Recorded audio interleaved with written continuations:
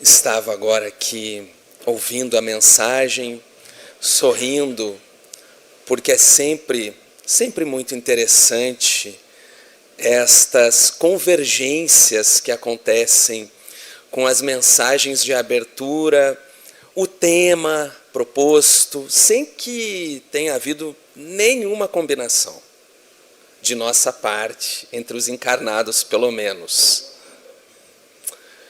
Subia do Rio para cá no carro, na expectativa, como sempre acontece ao vir para essa região, de contemplar as belezas das montanhas. Sempre, das outras vezes que estive aqui também sempre falei isso. É sempre muito especial subir, contemplando os paredões, as rochas, a natureza exuberante, e é uma expectativa, quando chega a certo ponto da estrada, poder contemplar aquela maravilha, aquela imponência se erguendo à nossa frente. A gente vai subindo, podendo contemplar a beleza dessas regiões. Mas hoje estava diferente. A expectativa foi frustrada. Havia densas névoas cobrindo as rochas, de forma que alguém que passasse pela primeira vez sequer desconfiaria que há ali montanhas, aquela beleza toda completamente escondida. E a mensagem do benfeitor Emmanuel nos fala justamente sobre isso. Procura vir antes do inverno. Há momentos na vida em que nós atravessamos fases, simbolicamente falando, e o benfeitor espiritual é muito especialista nesse tipo de análise, de observação, de traduzir aspectos simbólicos da vida, das paisagens, do ambiente para o nosso aprendizado espiritual. E ele fala nessa comparação dos momentos em que atravessamos na vida por etapas envoltas em densas névoas, em que poderemos inclusive nos sentir perdidos, sem saber exatamente para onde estamos indo. Assim também era o momento vivido por aquele companheiro cuja pergunta é direcionada, para quem a pergunta é direcionada, e que dá tema à nossa reflexão de hoje. Públio Lentulus, há 2000 anos, atravessava um período em sua vida de densas névoas. Mas, assim como o benfeitor espiritual convida a aguçar a sensibilidade espiritual para compreender os aspectos simbólicos da lição que ele trazia, também convidamos a cada um de nós para que agucemos a nossa sensibilidade espiritual nessa manhã, para, ao olhar a cena que se desdobra, descrita por esse mesmo Públio Lentulus, séculos e séculos depois, através da mediunidade de Francisco Cândido Xavier no livro Há 2000 anos, tomemos aquela cena que ele descreve como um símbolo do nosso processo evolutivo também. Nós, espíritos imortais, aprendendo com aquela experiência e tomando para nós a lição. Públio atravessava um período de densas névoas.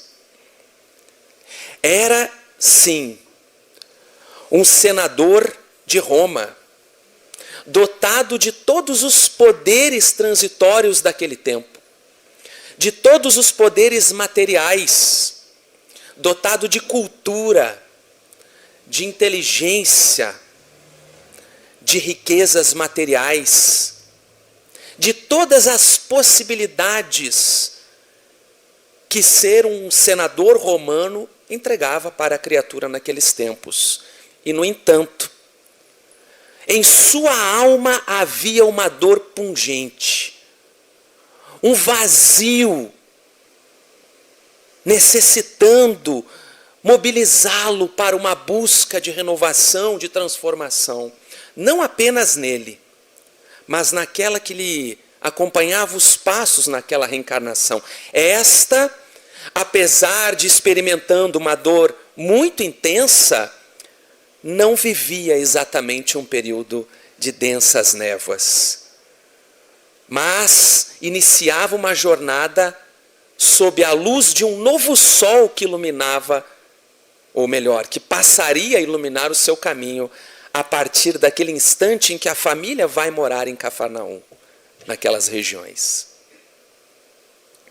A filha do casal experimentava uma moléstia grave, uma enfermidade que lhe consumia as forças, e nenhum recurso conseguia sanar aquela doença. Nenhum recurso possível que o dinheiro pudesse comprar, que a inteligência pudesse mobilizar naquele tempo. Tudo já havia sido tentado, mas nada conseguia solucionar. É nessa circunstância em que nós encontramos este companheiro que serve para nós de símbolo do Espírito nas suas caminhadas, nas suas jornadas de densas névoas, em busca de um sol que lhe ilumine os destinos. Agora, perguntemo-nos, o que é que nos mobiliza na vida? Como espíritos, sabedores de que estamos em jornada evolutiva, sabemos a importância de sabermos para onde estamos caminhando.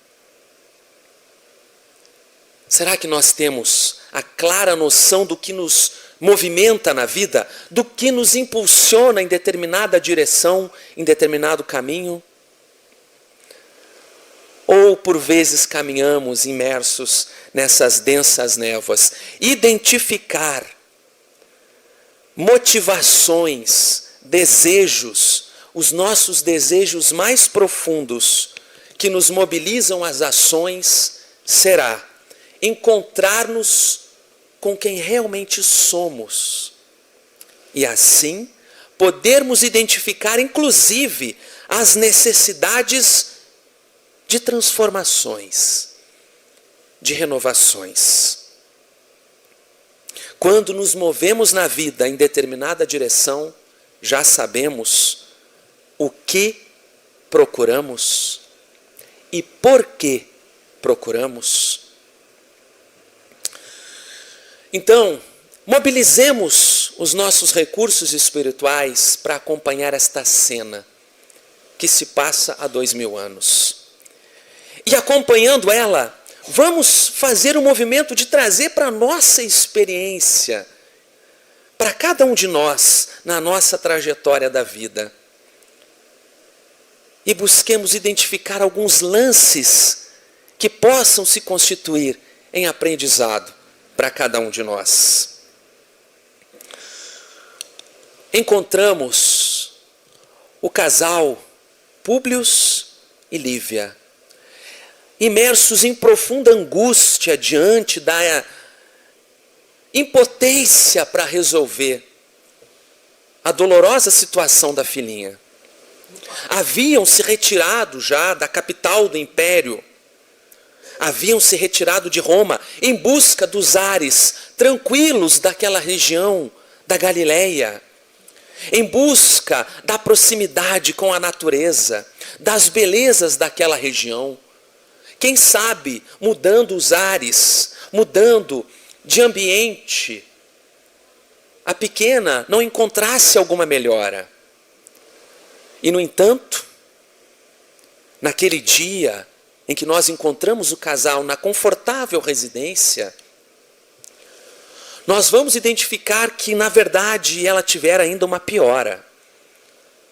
A febre que aumentava, as chagas na pele que estouravam cada vez mais dolorosas, e a angústia daquela mãe tocada, sensibilizada, pedindo ao esposo que buscasse alguém de quem tanto falavam naquela região. Eles já haviam tentado todos os recursos e nada adiantava, mas falava-se, especialmente entre os servos, comentava-se de um homem que andava por aquelas regiões e que operava curas inexplicáveis. Eram cegos que voltavam a ver, eram leprosos que eram limpos, paralíticos que voltavam a andar, obsessos, pessoas sob a influência de espíritos perturbados que recuperavam a sanidade, a lucidez. Quem sabe, entre as dores do caminho, não era chegada a hora de buscar aquele homem de quem tanto falavam. O senador, no entanto, do alto do seu orgulho, do seu conhecimento, de todo o seu poder, do seu status social, relutava. Ora, como poderei eu buscar um homem tão simples, rude, do povo? Como pode ser isso? Como poderei me mover na direção deste homem que nós nem conhecemos, não sabemos quem é?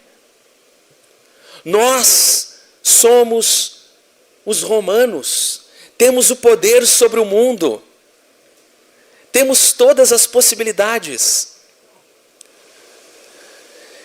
É muito interessante a cena, porque se tomarmos ela também como algo que se desdobra no íntimo do ser espiritual de nós, seres imortais, identificaremos também os movimentos que por vezes acontecem em nós. O orgulho que ainda trazemos, as experiências de várias reencarnações que já vivemos, ou mesmo desta, que nos dizem que aquelas coisas, aquela simplicidade, aquelas coisas que talvez pareçam inexplicáveis, são muito simplórias. Ora, por que buscar aquilo quando eu tenho a explicação, quando eu tenho toda a razão que me explica, que me orienta, quando eu tenho todas as possibilidades materiais, as riquezas, toda a ciência, e a ciência é ótima, mas que também precisa caminhar auxiliada ou de mãos dadas com outras experiências que também nos auxiliam na jornada evolutiva. Há aqui também um símbolo dos conflitos que se apresentam em nós durante a nossa caminhada espiritual.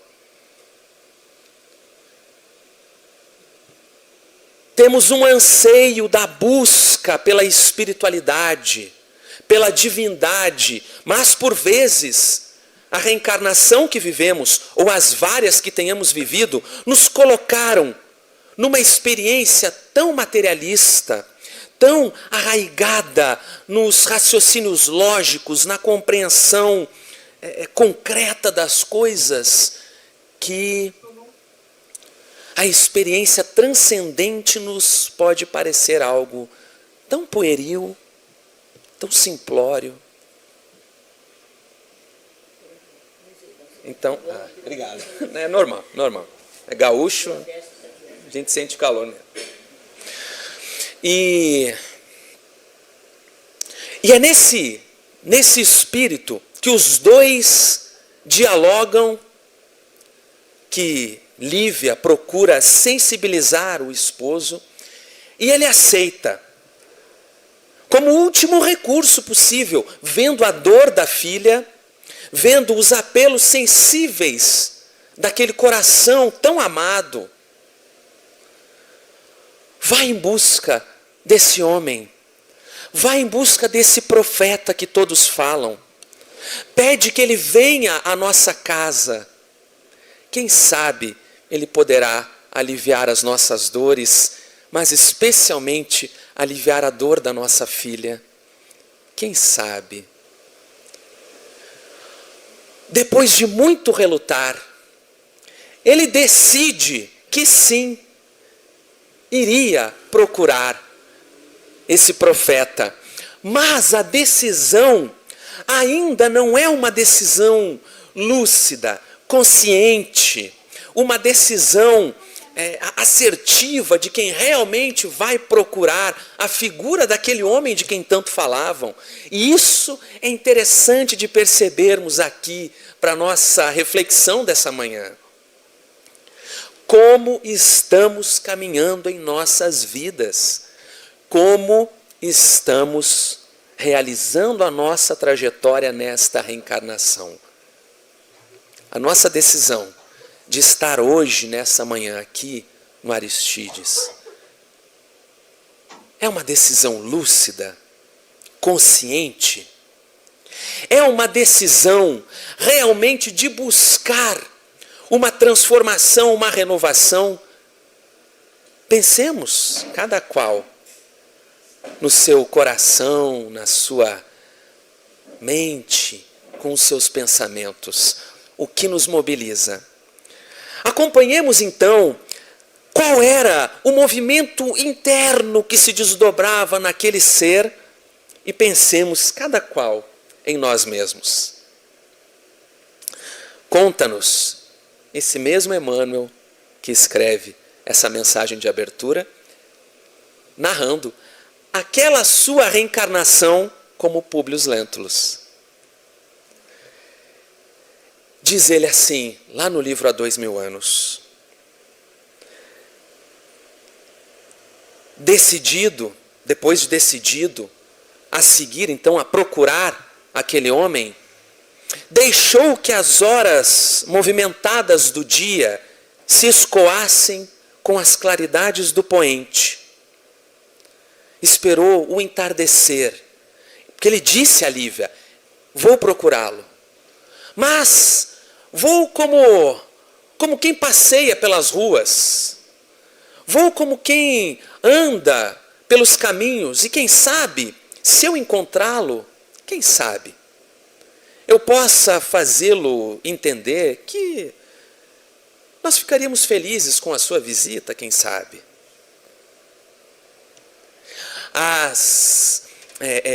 Os mecanismos, sociais, envolto ainda nas regras sociais, fugindo daquela simplicidade, da sinceridade. E ele então diz, deixou que as horas movimentadas do dia escoassem com as claridades do poente, e quando o crepúsculo entornava as suas meias tintas na paisagem maravilhosa, saiu quando o dia se deitava, quando as sombras da noite começavam a envolver a paisagem.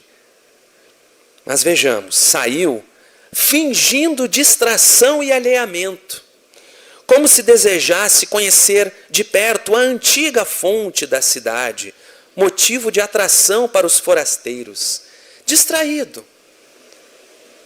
Será que é assim que nós chegamos ao Aristides hoje? Será que é assim que temos mobilizado nossa caminhada espiritual quando nos aproximamos da doutrina espírita, quando nos aproximamos do Evangelho de Jesus, quando nos aproximamos de outros conhecimentos inúmeros que nos auxiliam na trajetória evolutiva? Será que nos aproximamos distraídos, fingindo alheamento, envergonhados de uma verdadeira busca de renovação?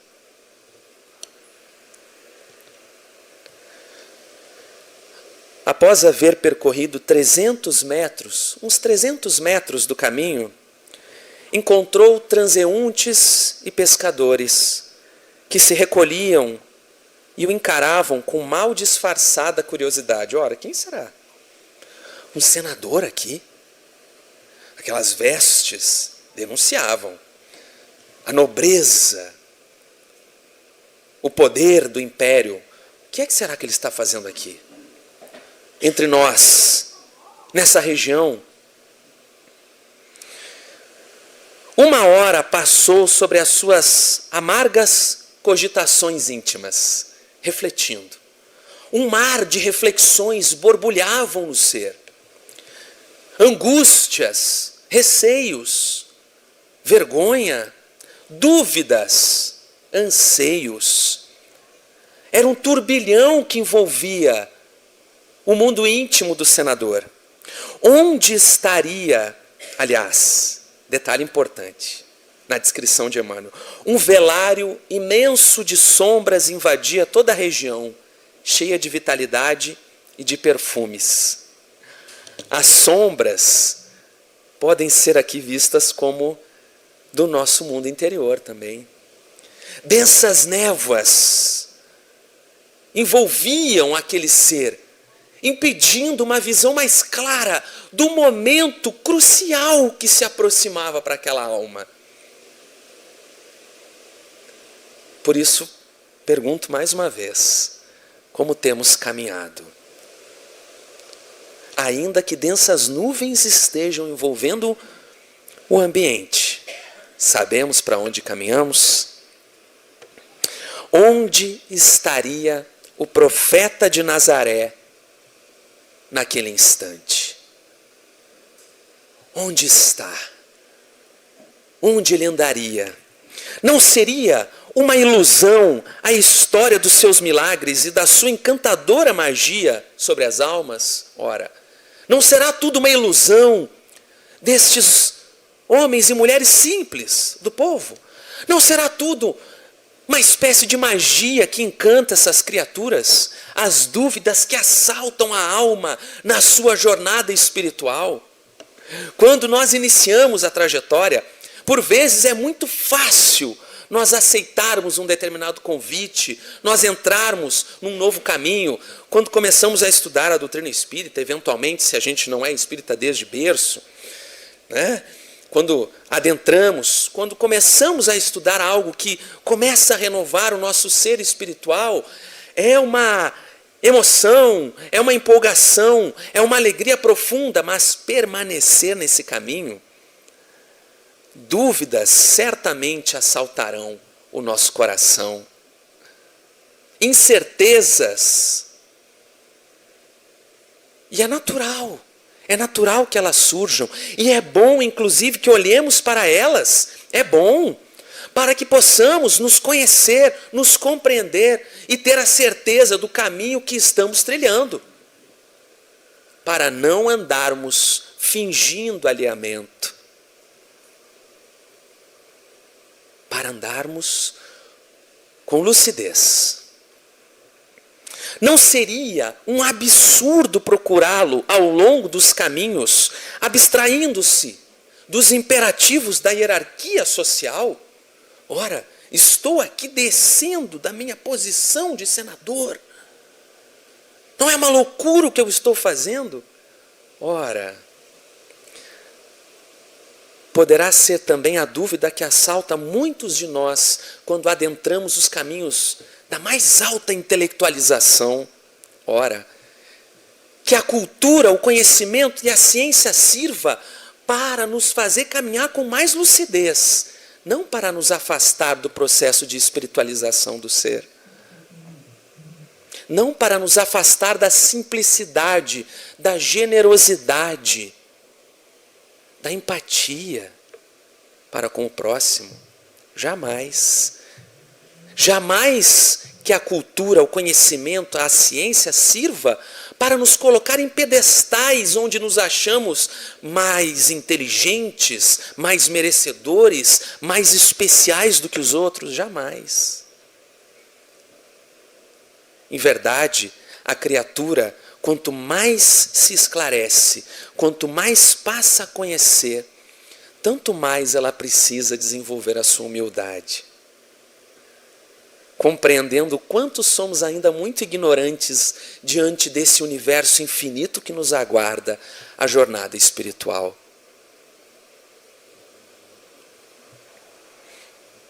Em todo caso, deveria tratar-se de um homem simples e ignorante, dada a sua preferência por Cafarnaum e pelos pescadores. Esquecia-se que ele próprio estava em Cafarnaum. Ora, por que esse homem escolheu estar aqui, nessa cidade pequena, entre essas pessoas tão simples? Questionava-se. O senador sentiu o coração perdido num abismo de cogitações infinitas. Ouvindo-lhe o palpitar descompassado no peito opresso. Era possível que ele percebesse o coração descompassado ante as dúvidas profundas que o assaltavam. Dolorosa emoção lhe compungia agora as fibras mais íntimas do espírito. Há um processo semelhante que começa a acontecer aqui, semelhante àquelas descrições que nós vemos, por exemplo, quando a criatura se aproxima da desencarnação. Quantos relatos nós vemos de pessoas que, ao se verem próximas da desencarnação, revisitam toda a sua jornada nessa reencarnação.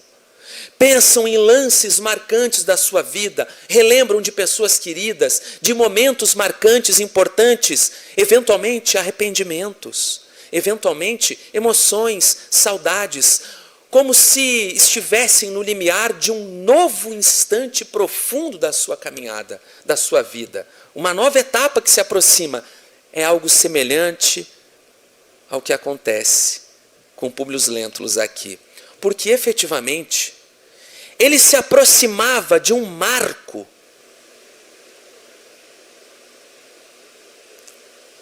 como também nós.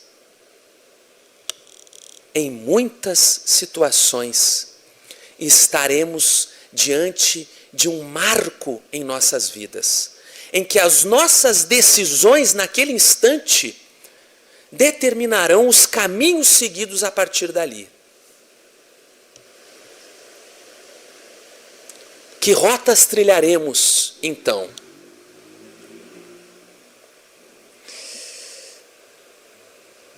Dolorosa emoção lhe compungia as fibras mais íntimas do espírito.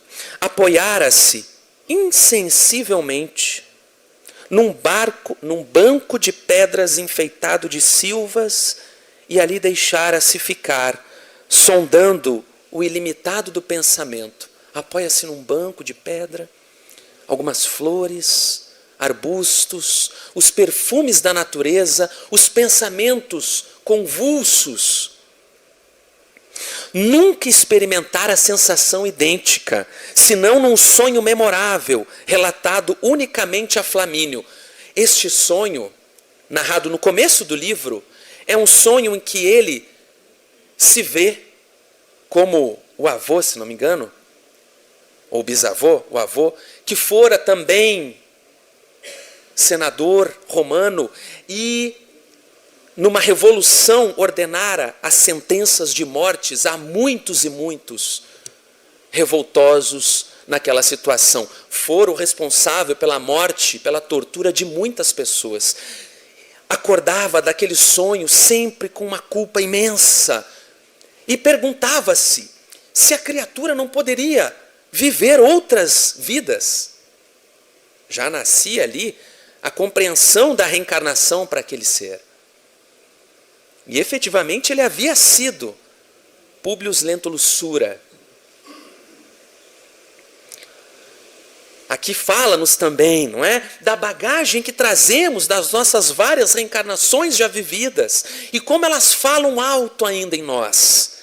Como nós somos hoje resultado desse vasto processo evolutivo, das várias vidas que já vivemos em culturas diversas, em situações diferentes, posições sociais, culturas que vão gravando em nós. Nós vamos edificando o que somos hoje. E é claro que não é fácil uma transformação, mas é o caminho do tempo, dos séculos e séculos na jornada do ser. Quanto mais lúcida for a nossa decisão de renovação, com mais firmeza caminharemos na estrada. Recordava-se dos menores feitos da sua vida terrestre, afigurando-se-lhe haver abandonado temporariamente o cárcere do corpo material. Sentia-se como se estivesse até mesmo em desdobramento espiritual, usando os nossos termos de hoje, né?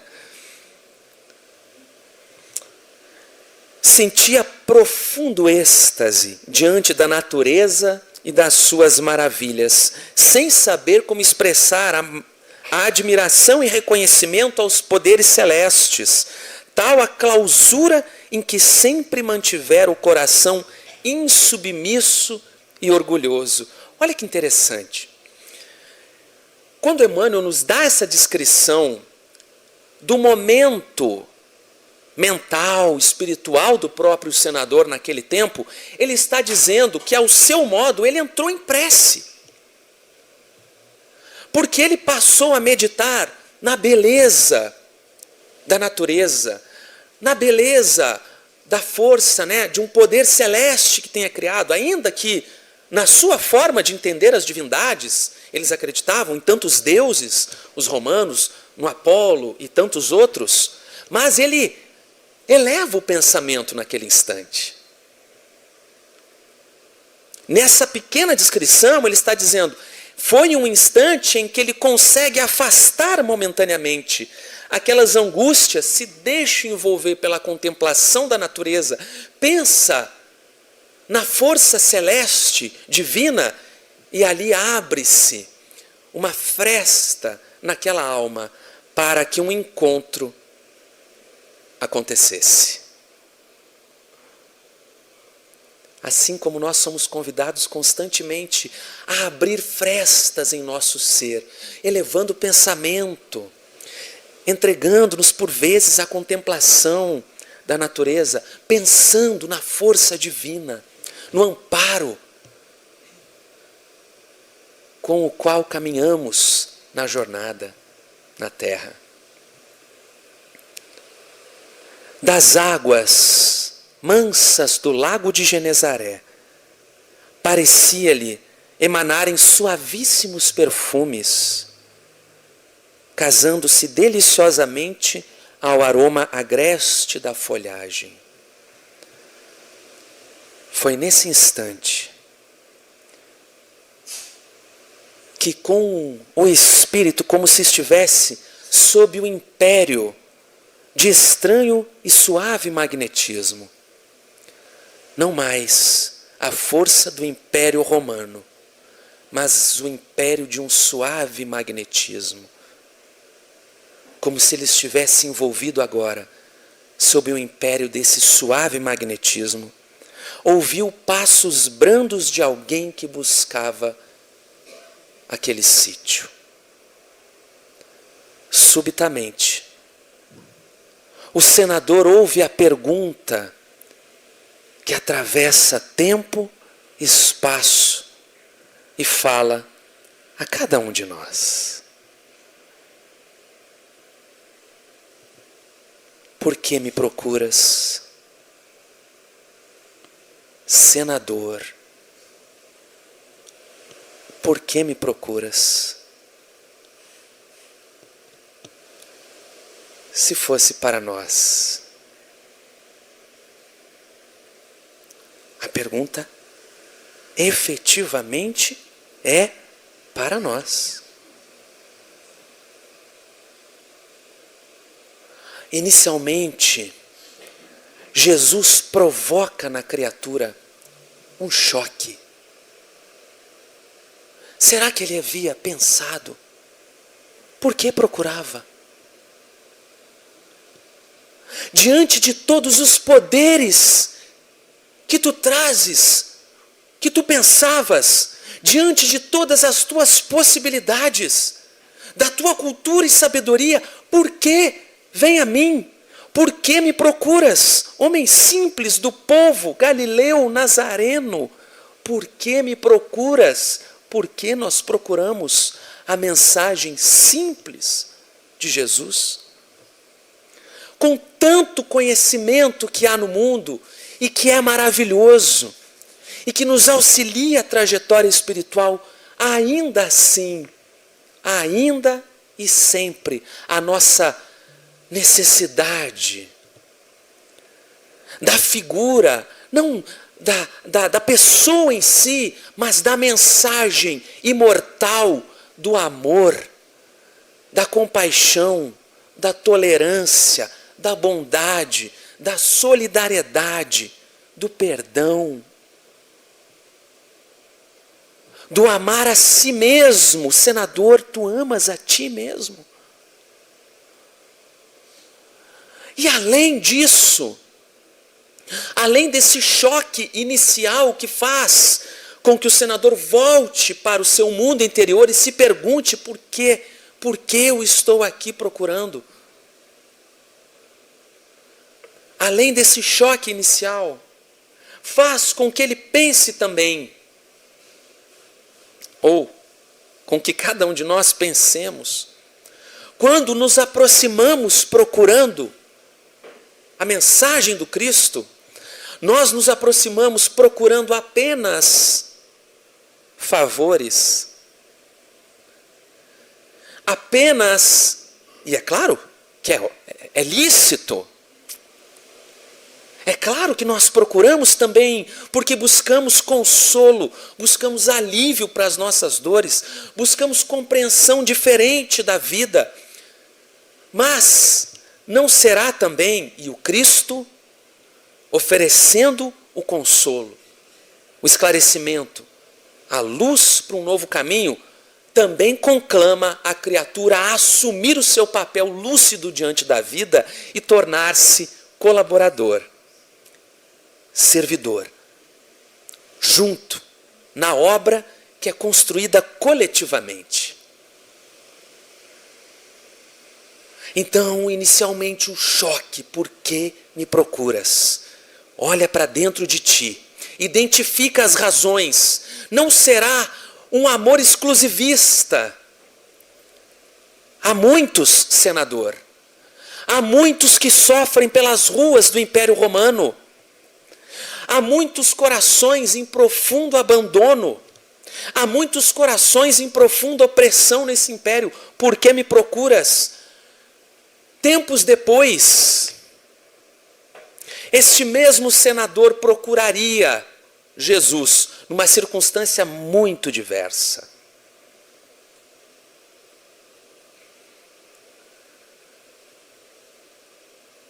Ele procuraria Jesus quando preso em Jerusalém, era açoitado pelos soldados para aplacar a fúria do povo que uma semana antes havia dito: Hosana, Hosana, o rei chegou, o Messias chegou. Aquele mesmo povo que uma semana antes adorava a chegada do Cristo, agora em silêncio alguns, enraivecidos outros diziam: crucifica, crucifica. O senador procura ele no pátio e os olhares se cruzam.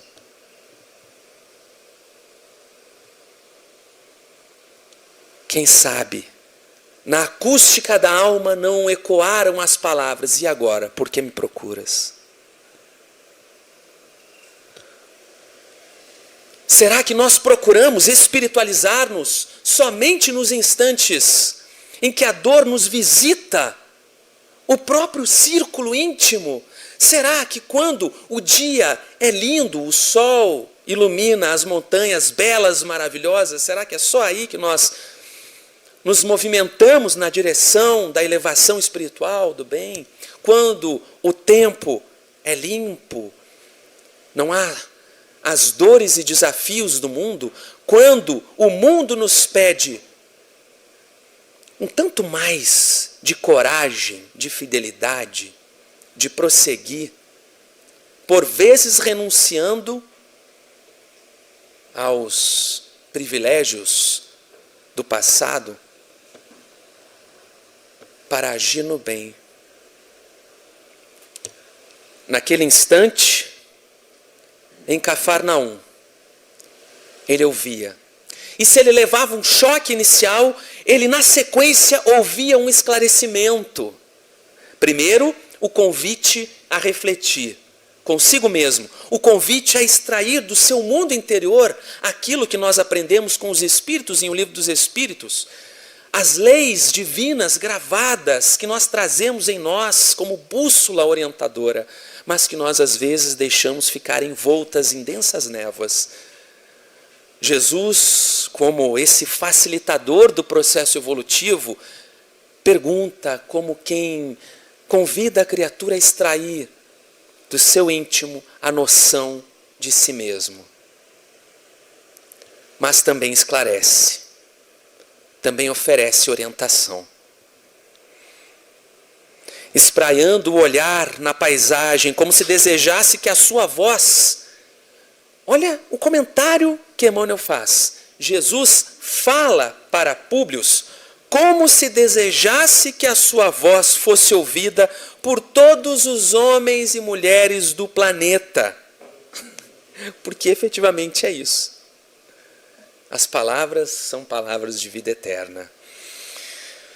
Fora melhor, senador, fora muito melhor, que me procurasses publicamente na hora mais clara do dia. Por que vens aqui, escondido, fingindo alheamento? Fora melhor que me procurasse na hora mais clara do dia, para que pudesses adquirir de uma só vez e para toda a vida a lição sublime da fé e da humildade.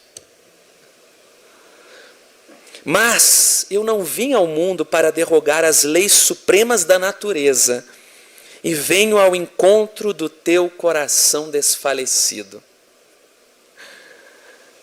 Ele também procura a cada um de nós. Ora, os benfeitores espirituais, os nossos mentores, cada um de nós com os seus, não estão também constantemente procurando-nos, incentivando-nos à renovação, à transformação, à superação das nossas fragilidades, das nossas limitações, para que nos fortaleçamos como espíritos, cada vez mais um passo à frente na jornada evolutiva, mais solidários, mais amorosos, mais humildes, mais compreensivos, apesar das nossas imensas lutas, das nossas imensas fragilidades. Mas ele ainda diz: está, porém, no teu querer, a famosa frase, né, que marca aquela decisão, aquelas duas estradas distintas que se abrem para o espírito. Está no teu querer aproveitá-lo agora ou daqui a milênios. Se o desdobramento da vida humana está subordinado às circunstâncias, és obrigado a considerar que elas existem de toda a natureza, cumprindo às criaturas a obrigação de exercitar o poder da vontade e do sentimento. Vontade e sentimento, o que nos impele na vida, para onde direcionamos a nossa vontade. Os nossos sentimentos nos impulsionam em qual trajetória?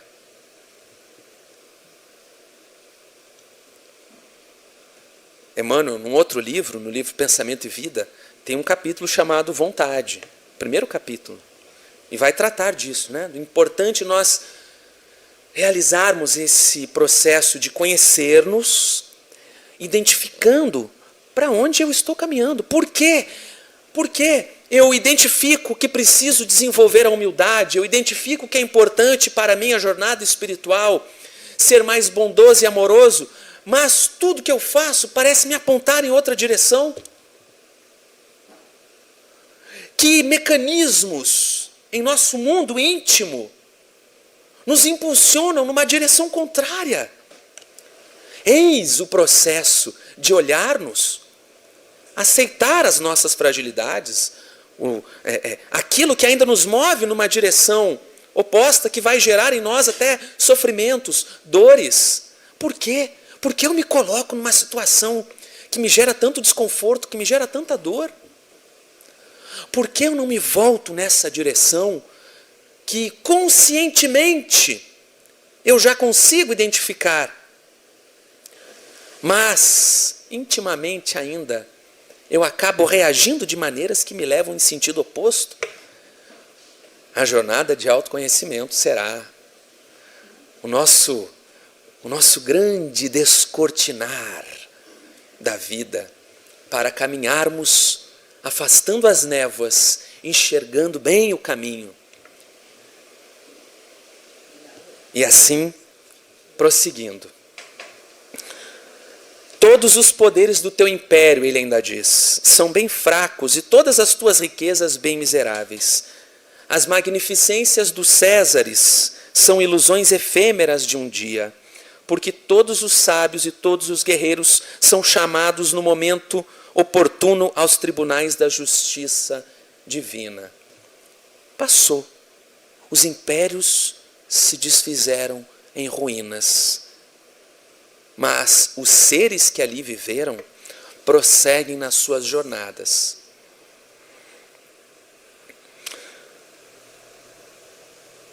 Meus amigos e amigas, nessa cena que se desdobra de maneira simbólica para o ser espiritual, reconheçamos o papel da dor que mobiliza Públio também, que mesmo diante de toda a sua casca, é impelido também pela dor a mover-se naquela direção. E os desdobramentos, é claro, para quem eventualmente não tenha lido ainda o livro há 2000 anos, fica o convite para ver o que se desdobra depois. Mas se a dor exerce um papel também no processo de evolução, como tantos e tantos autores já nos falam, tanto da doutrina espírita, como de outras áreas também na atualidade do conhecimento, falando do papel que a dor tem na constituição de nós, do nosso ser, e o que fazemos diante da dor que surge em nossas vidas, como lidamos com as experiências dolorosas, que destino damos à dor que nos visita, o que fazemos com isso?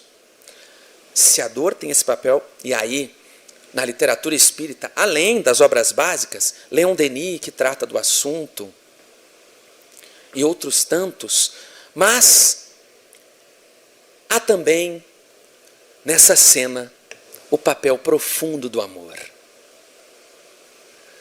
O amor dos laços familiares, é claro. Se Públio naquela época, caminhava envolto em densas névoas, aquela que caminhava ao seu lado, no mesmo lar, caminhava sob a luz de um novo sol. Ela torna-se cristã, passa a visitar e a acompanhar as falas de Jesus na natureza, e ali renova o seu caminho. Vive experiências muito dolorosas também. Mas seria também a presença desse amor que mobilizaria o próprio ser de Públio na sua trajetória. Tomemos como uma criatura só, nós mesmos. Em nós também essas forças se entrelaçam e atuam. E por isso, eu queria, nesses minutos finais, trazer aqui um poema de Khalil Gibran, do grande poeta e filósofo, no livro O Profeta, em que ele nos fala da razão e da paixão. Um poema muito profundo que se entrelaça de maneira muito bela com essa cena que se desdobra há 2000 anos, mas que segue viva na atualidade para todos nós. Diz Mustafa falando ao povo da ilha, a qual ele se afastaria em breve, deixando lições de sabedoria, ele então fala. E a sacerdotisa, uma sacerdotisa daquele povo, né, nesta alegoria que Khalil Gibran cria, pergunta, fala-nos da razão e da paixão.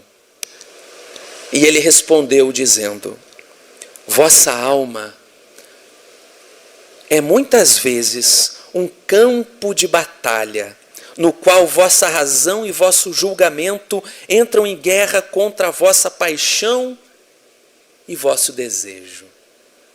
Ora, essa simbologia das batalhas que se desenvolvem em nosso mundo interior, tão presentes em tantas filosofias e sabedorias. Também no Bhagavad Gita, o grande livro da Índia, que fala-nos também daquela guerra que se desdobra entre os Kurus e os Pandavas. E ali apresenta as lutas que se desdobram no ser espiritual na sua jornada de evolução, semelhante ao que acontecia no íntimo do senador Públio Lentulus e ao que acontece com todos nós. Se eu pudesse, seria o pacificador da vossa alma. Se eu pudesse, transformaria a discórdia e a rivalidade dos vossos elementos em unidade e melodia. Mas, como poderia? A não ser que vós mesmos também sejais o pacificador, ou os amantes de todos os vossos elementos. Não é semelhante ao que fez Jesus com Públio? Por que me procuras? Vem como alguém que propõe uma reflexão interior, uma lucidez, mas também oferece, coloca-se como um pacificador, mas convida que a criatura seja parceira nesse processo de pacificação interior. Adequando-se, reconhecendo-se nos seus anseios, nos seus desejos, para que eles deixem de tocar em profunda desarmonia e componham uma sinfonia de evolução espiritual. Vossa razão e vossa paixão são o leme, então, razão. E anseios profundos, desejos profundos, precisam entrar em sintonia. Porque, diz ele, são o leme e as velas da vossa alma navegadora, não dizia a mensagem de abertura, dos riscos da navegação no inverno. Não esperemos o inverno, façamos que o leme e as velas possam andar, navegar em sintonia na evolução espiritual em tempos propícios de evolução. Não esperemos que a dor nos visite, que experiências dolorosas nos façam realizar essa navegação. Se as vossas velas ou o vosso leme estiverem quebrados, podereis apenas ser sacudidos e sem rumo. Sem rumo. Como é que andava Emmanuel? Ou até mesmo ficar presos em uma calmaria no mar interior. Até mesmo a calmaria pode ser aprisionante. Às vezes, é a tempestade que nos mobiliza e nos impele. A calmaria pode também nos aprisionar nos confortos. Pois a razão, governando sozinha, é uma força que confina. E a paixão, sem cuidado, é uma chama que queima até se destruir. É preciso a sintonia. Portanto, deixai que vossa alma exalte vossa razão até a altura da paixão, para que ela possa cantar um cântico melodioso. E que a vossa paixão seja dirigida pela razão, para que vossa paixão possa viver a sua própria ressurreição diária e como a fênix ressurja de suas próprias cinzas. Gostaria que considerasseis vosso julgamento e vosso desejo como 2 hóspedes amados em vossa casa. Certamente não venerais mais um hóspede do que o outro, pois aquele que respeita um mais que o outro perde o amor e a fé de ambos. Todas as forças em nós têm o seu valor e são importantes. Entre as colinas, quando vos sentardes à sombra fresca dos brancos álamos, compartilhando da paz e da serenidade dos campos distantes, deixai que vosso coração diga em silêncio: Deus descansa na razão. E quando vier a tempestade e o poderoso vento sacudir a floresta, e o raio e o trovão proclamarem a majestade do céu, deixai que vosso coração diga em adoração: Deus move-se com paixão. E como sois um sopro da esfera de Deus e uma folha na floresta de Deus, também deveis descansar na razão e mover-vos na paixão. Movamo-nos assim, amigos e amigas, com estas forças em nós, em sintonia, em harmonia, para compor a sinfonia do amor, da humildade, da tolerância, da compaixão, no rumo da evolução. Obrigado, meus amigos. Foi, como sempre, uma alegria estar aqui compartilhando com vocês.